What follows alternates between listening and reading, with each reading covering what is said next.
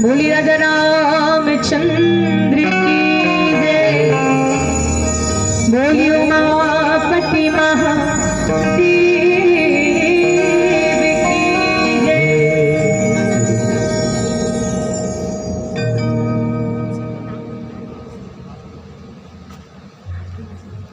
परमादरणीय हमर मौसा जी आश कुमार साहू जी की ओर से भगवान जी के श्री चरण कमल में सादर 101 रुपए की राशि सत्तासमन समर्पित है। भगवत कृपा आपके जीवन में सदैव बरसे। बोलिए आनंद कंद भगवान की जय।